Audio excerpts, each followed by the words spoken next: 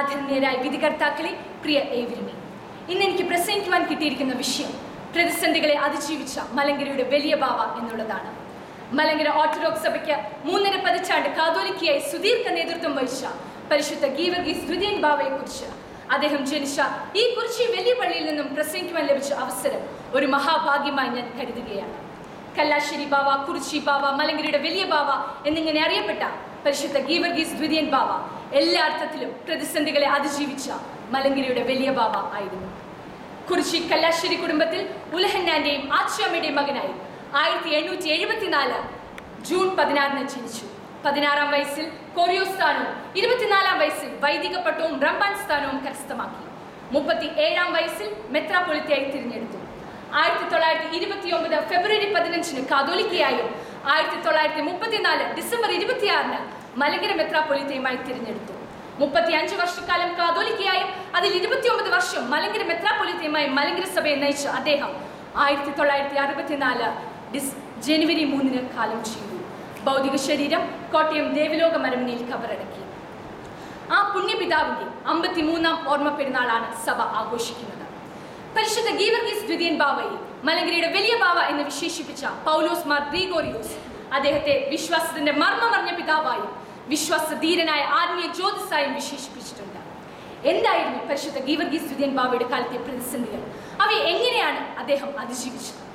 1912 മുതൽ 1964 വരെയുള്ള കാലഘട്ടത്തിൽ വിവിധ പ്രതിസന്ധികൾ സഭയിൽ നേരിട്ട സമയത്ത് അദ്ദേഹം വിവിധ പ്രതിസന്ധികളെ അതിജീവിച്ചത് ഒറ്റയ്ക്ക് വിശുദ്ധിയുടെ കർമ്മയോഗിയായാണ്. ആ പുണ്യപിതാവ് സഭയിലുണ്ടായ പ്രതിസന്ധികളെ അതിജീവിച്ചത് പ്രധാനമായും 5 തരത്തിലായിരുന്നു. ഒന്നാമതായി അദ്ദേഹം അതിജീവിച്ചത് സഭയിൽ ഒരു ഭരണഘടന ഉണ്ടാക്കിയാണ്. പരിശുദ്ധ വട്ടശ്ശേരിൽ തിരുമേനി രൂപപ്പെടുത്തിയ സഭാ ഭരണഘടന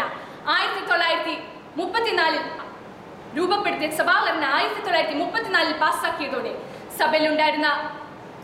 സഭയിൽ ഭരണ പ്രതിസന്ധികളെ അതിജീവിക്കുവാനുള്ള ഭരണതന്ത്രത്തിന് വാതിൽ തുറന്നു.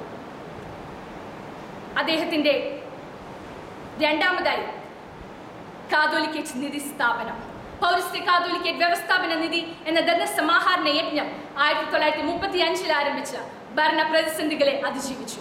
വെറും 8 മണിക്കൂർ കൊണ്ട് 20,000-ലേറെ രൂപ സമാഹരിക്കുവാൻ നമ്മുടെ സഭാപിതാക്കന്മാരായ പൂർവികർക്ക് കഴിഞ്ഞു എന്നോർക്കുമ്പോൾ ഞാൻ അഭിമാനം കൊള്ളുകയാണ്. മൂന്നാമതായി ആത്മീയ പ്രസ്ഥാനങ്ങളെ ശക്തിപ്പെടുത്തി. റീത്ത് പ്രൊട്ടസ്റ്റന്റ് സ്വാധീനങ്ങൾക്കെതിരെയുള്ള ഇതായിരുന്നു സഭയിലെ ആത്മീയ പ്രസ്ഥാനങ്ങൾ ശക്തിപ്പെടുത്തിയത്. യുവജന പ്രസ്ഥാനം, മർത്തമറിയം സമാജം, വിദ്യാർത്ഥി പ്രസ്ഥാനം എന്നിവ ഏറ്റവും കൂടുതൽ സജ്ജമാക്കി. വിവിധ ക്യാമ്പുകളും സമ്മേളനങ്ങളും രൂപീകരിച്ചു. നാലാമതായി എക്യുമെനിക്കൽ ബന്ധങ്ങൾ വ്യാപകമാക്കി. മലങ്കര സഭയെ അന്തർദേശീയ തലത്തിലേക്ക് ഉയർത്തിയ ആദ്യ നേതൃത്വമാണ് പരിശുദ്ധ ഗീവർഗീസ് ദ്വിതീയൻ ബാവയുടേത്. ഹോംസ്, എഡിൻബർഗ തുടങ്ങിയ സ്ഥലങ്ങളിൽ വെച്ചുണ്ടായ സമ്മേളനത്തിലും WCCയുടെ പ്രാരംഭ സമ്മേളനത്തിലും അദ്ദേഹം പങ്കെടുത്തു. വിവിധ അന്മായ നേതാക്കന്മാരെയും വൈദികരെയും വിദേശത്ത് അയച്ച ഉപരിപഠനം നൽകി സഭയെ നയിക്കുവാനുള്ള പ്രേരണ അദ്ദേഹം നൽകി. അഞ്ചാമതായി ജയപരാജയങ്ങളിൽ സമചിത്തത പാലിച്ചു. സമുദായ കേസുകളിൽ ഒന്നിലധികം പ്രാവശ്യം പ്രതികൂല വിധി വന്നപ്പോഴും സഭാ മക്കൾക്ക് ധൈര്യവും പ്രത്യാശയും അദ്ദേഹം പകർന്നു. ചെറിയ ആട്ടിൻകൂട്ടമേ, ഭയപ്പെടേണ്ട, സത്യം ജയിക്കും, സത്യത്തെ കുഴിച്ചുമൂടിയാലും 3-ാം നാൾ ഉയർത്തെഴുന്നേൽക്കുമെന്ന് അദ്ദേഹം പ്രഖ്യാപിച്ചത് സഭാ ചരിത്രത്തിൽ ഇന്നും ശ്രദ്ധേയമാണ്.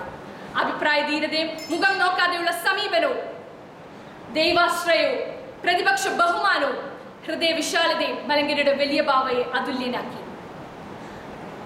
ആ പുണ്യപിതാവിന്റെ ജീവിതം ഇങ്ങനെ എത്രയോ ശ്രേഷ്ഠകരമാണ്. അനവധി പ്രതിസന്ധികളെ അതിജീവിച്ച മലങ്കരയുടെ വലിയ ബാവയുടെ ജീവിതവും ദർശനവും സൺഡേ സ്കൂൾ വിദ്യാർത്ഥികളായ നമുക്കേവർക്കും ഉൾക്കാഴ്ച പകരട്ടെ എന്ന് പ്രാർത്ഥിച്ചുകൊണ്ടും ആശംസിച്ചുകൊണ്ടും എൻ്റെ വാക്കുകൾ ഉപസംഹരിക്കുന്നു. നന്ദി, നമസ്കാരം.